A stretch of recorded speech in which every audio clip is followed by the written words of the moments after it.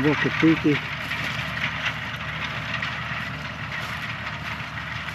puikiai susigaudo visą tarpinį.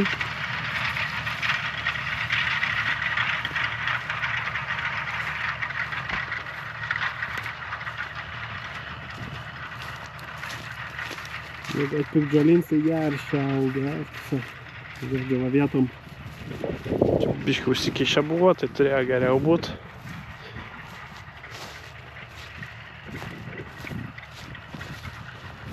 Susilaužo. Žliūgia. Arba bus geriau, arba bus blogiau. Matysim, kaip džiūs pavasarį.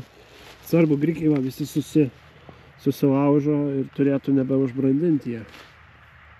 Nieko, tai bus labai liuks. Čia dėl grikių labiausiai ir buvo streso. Tie visą sezoną jie čia gali.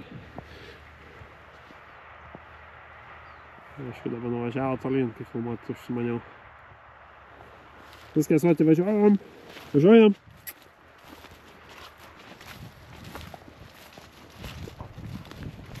Tai, va kokios susnys auga.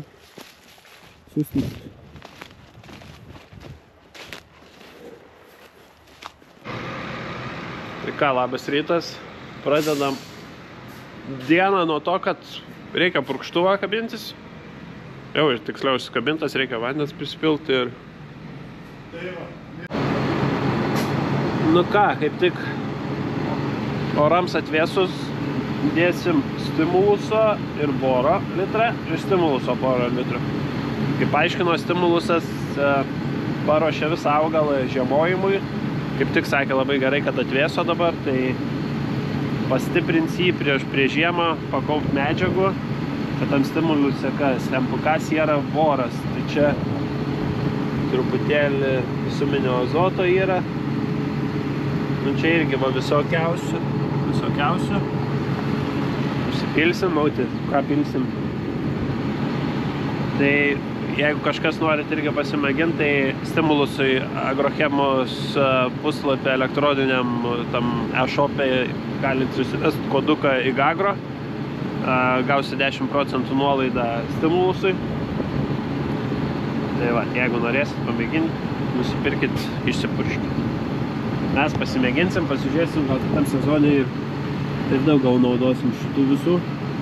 Pirmą reikia pasitikrinti. Gerai, pilomės toks raudonas, įdomus. Neruoti, raudonas kaip pirštinė, žiūrėk.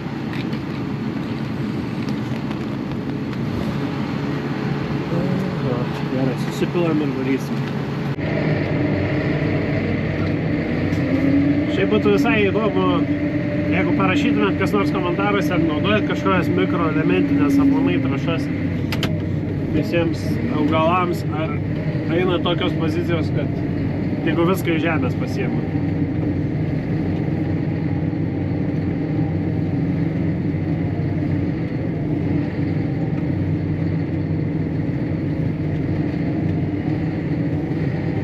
Ar čia iš tos serijos neprivalgęs, neprilaižysi, ne?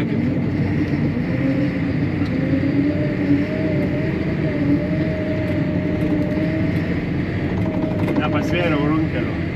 Parsivežiam runkeliu. Labai laukiu runkelių kasimo iš tikrųjų. Labai noriu pažiūrėti, kokie rezultatai, nes būtent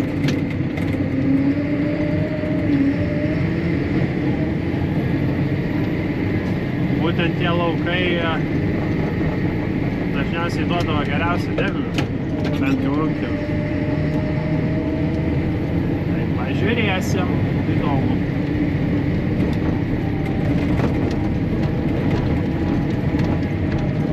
Va, agrokoncernas ne su Bednarai sėja, bet su Vadirštatai sėja. Pasiaiškinkit. Kodėl čia šitaip?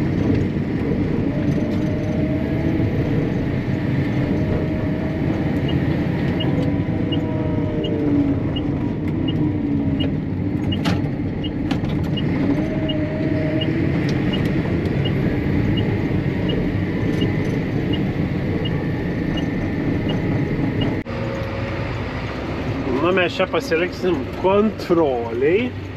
Kaip visuomet, čia nuo įvažiavimo bus nepurkšta iki pat galo. Bet kažkur pasileisim purškimą. Jau dabar realiai matosi veislių skirtumai. Bent jau iš čia, ten matosi kita veislė. Ir kol kas atrodo, kad šita 2050 yra truputėlį mažiau atspari fomozei. Šiemet labai išryškėja per tos šiltus orus tos visos ligos. Nu, pavažiuosim papurškę iki kitos veislės ir pažiūrėsim, kaip realiai atrodo. Realiai viskas tas pats daryta, tai vat, tada gerai pasimato. Galai yra miksas jau čia pasėtas.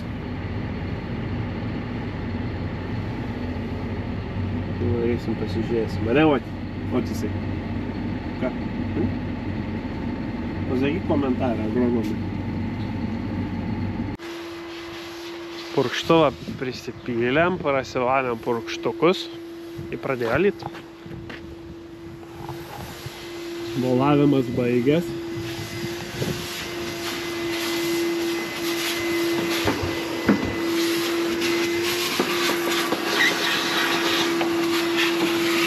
Išlipai su visom durim, ne? O būtina dabar čia filmuot.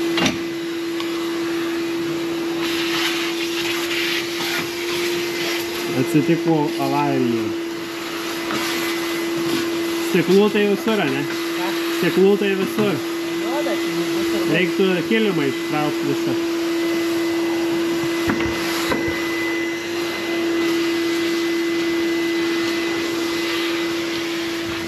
Buvo pamestas vienas pusę žiedo. Reiks paskambinti į Evą. Nupirkti vieną žiedą. Pakeisti. Nuplausim ir reiks atiduoti.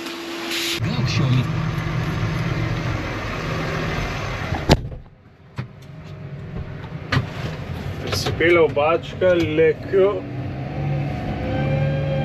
Purškiam šitus kviečius, žieminius kviečius purškiam. Reikia nuvaryti bačką, pastatyti ir man nulėkti į džipui stiklą pakeisti. Trūko karglaso, tai nuvarysim bačkelę, pažiūrėsim, kaip ten kviečiai sudygę. Dedam dirvinį nuo visko ir dar kontaktų įdedu, kad nebemoku važiuoti, aš jau su juo čia, kad rapsą padaras nusidaužyti ir viską, kas dar sudygė. Rodo 17 mm lietaus, tai paskui baisu, kad neįvažiuosim. Nors šiaip sausa, tai manau, kad bus problemų, bet vienu žodžiu vis tiek. Sudirbam vieną tarpinių pasėlių lauką per žiemą, paliksim. Va šitai va nebuvo deklaruotas kaip tarpinis pasėlis, tai buvo galima šitai pasidaryti, tai va pasiliksim šitai pavasarį degardą ir pasisėsim. Čia suvoluotas pasėlis.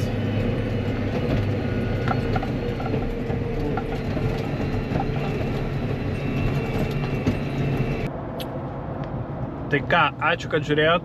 Nepamirškit pasinaudoti koduku Agrochemos internetiniai parduotuviai. Ką, susitiksim kitose video.